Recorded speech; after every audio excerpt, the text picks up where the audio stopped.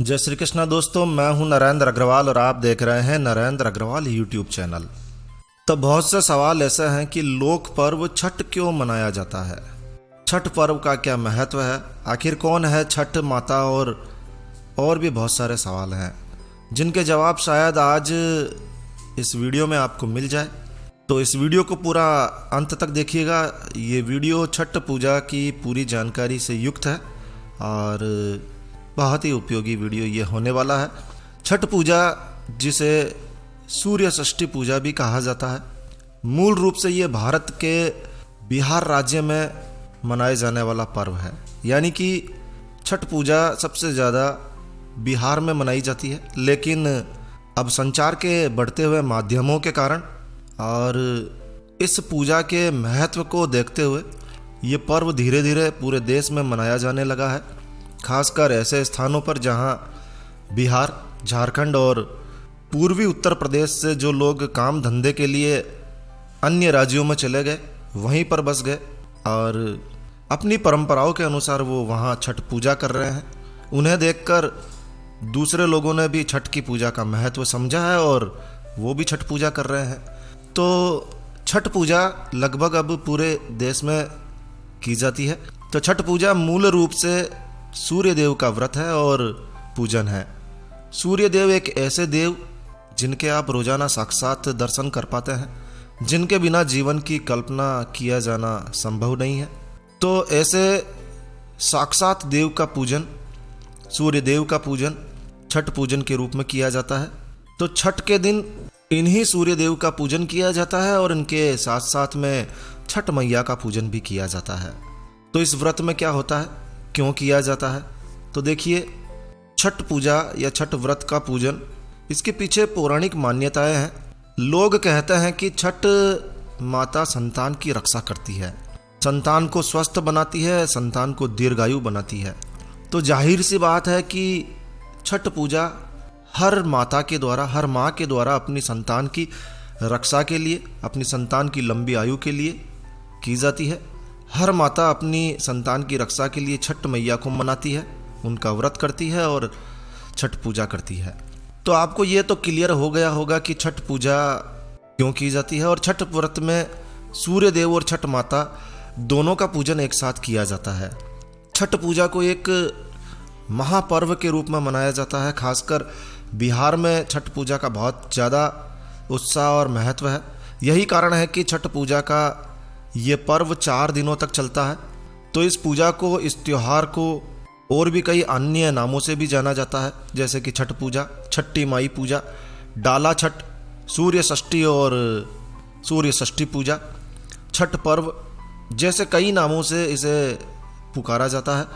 छठ माता को प्रकृति का छठवां अंश माना गया है। जी हाँ, प्रकृति का छठा अंश छठ माता है और इसी कारण से इस देवी को षष्ठी माता भी कहा जाता है। धार्मिक ग्रंथों में षष्ठी देवी को ब्रह्मा की मानस पुत्री के रूप में देखा गया है। कहीं कहीं छठ माता को कात्यायनी नाम से भी संबोधित किया गया है, जिनकी पूजा नवरात्रि में छठे दिन यानी षष्ठी दिन के दिन की जाती है। तो ये देवी भी माँ दुर्गा के अनेक रूपों में से एक रूप है और षष्ठी देवी को ही स्थानीय भाषा में छठ मैया कहा जाता है। इस देवी के संबंध में मान्यता है कि ये देवी ऐसे लोगों को जिनके संतान नहीं, यानी निसंतानों को संतान देती है, और यदि संतान है तो संतान युक्त माता के बच्चों की ये रक्षा करती है। एक प्राचीन कहानी के अनुसार राजा प्रियव्रत के कोई संतान नहीं थी और संतान सुख से वंचित रहने के कारण वो राजा हमेशा दुखी रहा करते थे। एक बार महर्षि कश्यप वहाँ आए। राजा ने अपना दुखड़ा महर्षि के सामने रोया। महर्षि कश्यप ने राजा प्रियव्रत को पुत्रेष्टि यज्ञ करने की सलाह दी कि हे राजन, तुम पुत्रेष्टि यज्ञ करो, जिसके फलस्वरूप तुम्हें अवश्य ही बालक प्राप्त होगा। तो ऋषि की आज्ञा के अनुसार राजा ने पुत्रेष्टि यज्ञ करवाया और महारानी मालिनी ने एक बहुत ही सुंदर पुत्र को जन्म दिया। लेकिन जन्म के साथ ही जन्म का उत्साह तुरंत ही समाप्त हो गया, क्योंकि वो शिशु मरा हुआ पैदा हुआ। मरे हुए बच्चे को देखकर राजा और रानी बहुत अधिक दुखी हुए। बच्चा हुआ और वो भी मरा हुआ। राजा घोर दुखी हो गया। तभी वहाँ एक दिव्य देवी प्रकट हुई। देवी ने राजा से पूछा कि क्यों दुखी हो। राजा ने कहा कि मेरे संतान की होते ही मृत्यु हो गई है, भला ऐसा भी कुछ होता है। देवी को बहुत दया आई। देवी ने उस मृत बालक को छुआ और मृत बालक जीवित हो उठा। इस देवी की कृपा से राजा बहुत खुश हुआ। उन्होंने उस देवी की स्तुति की। वो देवी छठ माता थी। कहते हैं कि तभी से ये पूजा लगातार संपन्न की जा रही है। तो ये व्रत हर माँ अपनी संतान के सुखद भविष्य के लिए रखती है। और हाँ, छठ पर्व का व्रत रखने से निसंतान दंपतियों को संतान की प्राप्ति भी हो जाती है, ऐसी मान्यता है। जीवन की सभी मनोकामनाओं की पूर्ति के लिए भी छठ माई का व्रत रखा जा सकता है। जैसा कि पहले बताया गया था, छठ का पर्व 4 दिनों के लिए मनाया जाता है। पहले दिन को नहाय खाए के रूप में मनाया जाता है, यानी कि पहले दिन को नहाय खाए कहते हैं। नहाय खाए यानी कि नहाओ और खाओ। इस दिन घर की साफ सफाई की जाती है और छठ का व्रत करने वाला व्यक्ति पवित्र स्नान करता है, किसी पवित्र नदी में जाकर स्नान करता है, पवित्र रूप से शाकाहारी भोजन ग्रहण करता है। शाकाहारी भोजन ग्रहण करके छठ व्रत की शुरुआत करता है।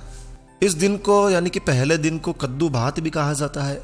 कद्दू और भात यानी कि कद्दू घिया लौकी और भात यानी कि चावल, क्योंकि इस दिन व्रत रखने वाला व्यक्ति चावल, चने की दाल और कद्दू का सेवन करता है। ऐसे ही सब्जी बनाकर प्रसाद के रूप में ग्रहण करता है। तो पहला दिन नहाय खाए के रूप में मनाया जाता है। छठ पूजा का दूसरा दिन खरना या लोहंडा कहलाता है। जी हाँ, खरना। छठ का व्रत करने वाला व्यक्ति इस दिन उपवास रखता है और शाम को एक ही समय भोजन करता है। इस भोजन को ही खरना कहा जाता है। अब ये खरना एक विशेष प्रकार का प्रसाद होता है। इसे एक विशेष तरीके से बनाया जाता है। चावल को गन्ने के रस में पकाया जाता है या फिर चावल को दूध में पकाकर चावल का पिट्ठा और चुपड़ी हुई रोटी बनाई जाती है। इसे ही खरना कहते हैं। और शाम के समय पूजा पाठ करने के बाद छठ व्रत के प्रसाद के रूप में ही इसे ग्रहण किया जाता है। पहले व्रत करने वाला व्यक्ति ग्रहण करता है और बाद में घर के अन्य सदस्यों को भी प्रसाद के रूप में वही भोजन मिलता है और इसे ही खरना या लोहंडा कहते हैं। छठ पर्व का तीसरा दिन। इस दिन व्रत रखने वाला व्यक्ति दिन भर डलिया और सूप में, एक प्रकार का बर्तन या एक प्रकार का साधन है जिसे डलिया या सूप कहते हैं, जिसमें नाना प्रकार के फल रखे जाते हैं। लडुआ यानी कि चावल के लड्डू रखे जाते हैं। चीनी के सांचे यानी चीनी के बने हुए खिलौने रखे जाते हैं। और इसमें डलिया में, सूप में ये सारी चीज़ें रखकर और इसे शाम के समय बहते हुए पानी में यानी कि तालाब या नदी के बीच में जाकर खड़े होना होता है। व्रत करने वाले को नदी या तालाब के बीच में वो खड़ा होता है, सारी डलिया को हाथ में लेकर, और सूर्य देव का पूजन किया जाता है। बड़ा ही अद्भुत खूबसूरत समय होता है। सूर्य अस्त से ठीक पहले सूर्य देव को अर्घ्य किया जाता है। कहते हैं कि उगते हुए सूर्य को सभी नमस्कार करते हैं, सभी प्रणाम करते हैं, सभी पूजा करते हैं। लेकिन छठ पूजा का पर्व एक ऐसा पर्व है जो उगते हुए सूर्य को भी नमस्ते करता है, तो ढलते हुए सूर्य की भी पूजा की जाती है। तो इसमें परिवार के सभी सदस्य अर्घ्य देते हैं। पानी में खड़े होकर अर्घ्य दिया जाता है और फिर घर आकर रात्रि में छठ माता के गीत भी गाए जाते हैं। बड़े उत्साह के साथ में छठ के गीत गाए जाते हैं। खासकर बिहार में छठ के गीतों को बहुत ही उत्साह के साथ गाया जाता है। छठ मैया को मनाया जाता है। तो इस तरह से छठ पर्व का तीसरा दिन मनाया जाता है और फिर अगले दिन छठ पर्व का चौथा दिन यानी कि पर्व का अंतिम दिवस। छठ पर्व का अंतिम दिवस छठ के व्रत रखने वाला व्यक्ति सूर्य उगने से पहले उसी तालाब में या उसी नदी पर जाता है जहां वो तीसरे दिन गया था, संध्या काल के समय। तो छठ पर्व के चौथे दिन उसी तालाब या नदी पर जाया जाता है जहां तीसरे दिन गए थे और उगते हुए सूर्य देव को अर्घ्य दिया जाता है।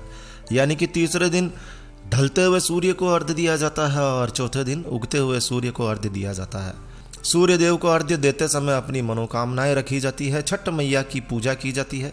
भगवान सूर्य से मनोकामना पूर्ण करने के लिए प्रार्थना की जाती है। हे सूर्य देव, हे छठ मैया, मेरे जीवन के समस्त कष्टों का हरण कर लो। जैसा भी आप प्रार्थना कर सकें, निवेदन कर सकें, कीजिए।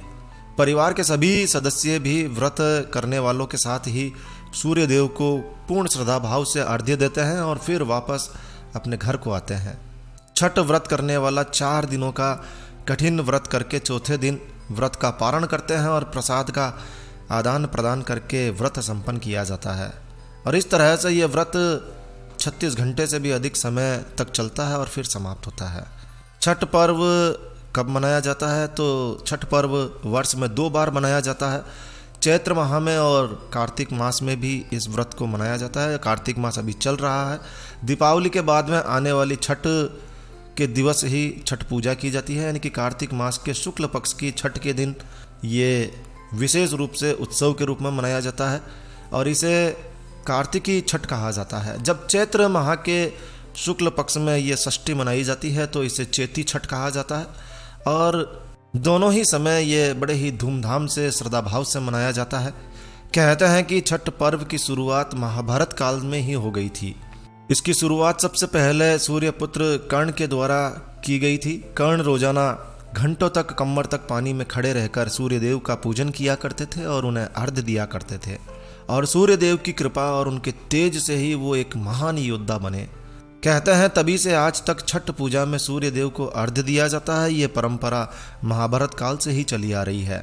लेकिन कुछ मान्यताएं और भी है। कुछ मान्यताएं कहती हैं कि छठ पूजा का शुरुआत अदिति माता के द्वारा किया गया था। देवताओं की माता अदिति सबसे पहले उन्होंने छठ पूजा की थी। जब पहली बार देवासुर संग्राम हुआ, देवताओं और दानवों का युद्ध हुआ, तो असुरों के सामने देवता थोड़े कमजोर पड़ गए।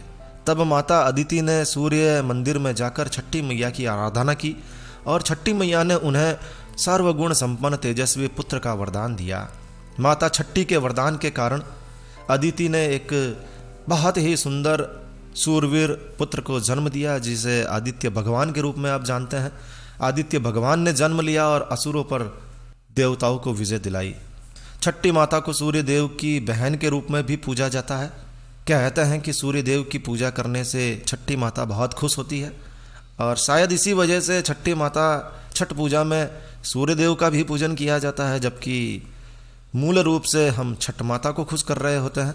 तो छठ माता सूर्य देव का पूजन करने से बहुत खुश होती है और मन वांछित वरदान देती है। तो भैया दूज के तुरंत बाद से यह त्यौहार शुरू हो जाता है और इस पूजा में किसी भी प्रकार की मूर्ति पूजन को नहीं किया जाता है, साक्षात सूर्य देव का पूजन होता है। और इस त्यौहार को पुरुष और महिलाएं दोनों ही मिलकर मनाते हैं, बड़े धूमधाम से मनाते हैं, बहुत ही खुश होकर मनाते हैं।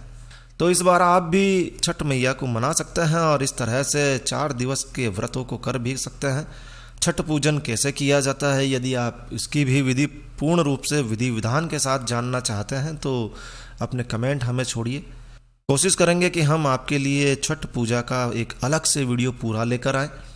बस इस वीडियो को यहीं विराम देते हैं। दोस्तों, यह जानकारी आपको अच्छी लगी हो, यूज़फुल लगी हो तो कृपया लाइक के बटन पर ज़रूर क्लिक कीजिए और यदि आपने हमारा ये चैनल सब्सक्राइब नहीं किया हुआ है तो कृपया चैनल सब्सक्राइब कर लीजिए, क्योंकि इस चैनल पर हम लेकर आते हैं आपके लिए तरह तरह की धार्मिक जानकारियाँ, होम रेमेडीज, होम टिप्स और टेक्निकल नॉलेज। तो सब्सक्राइब करने पर आपको हमारे नए वीडियोज़ की अपलोड्स लगातार निरंतर मिलती रहेगी। तो अभी सब्सक्राइब के लाल बटन पर क्लिक करके चैनल सब्सक्राइब कर लीजिए। तो एक नया वीडियो, एक नई जानकारी लेकर मैं आपका दोस्त नरेंद्र अग्रवाल फिर मिलूंगा। तब तक के लिए stay healthy, stay happy. Thank you for watching my video. Thanks. जय श्री राम, जय हनुमान, जय छठ मैया, जय सूर्यदेव।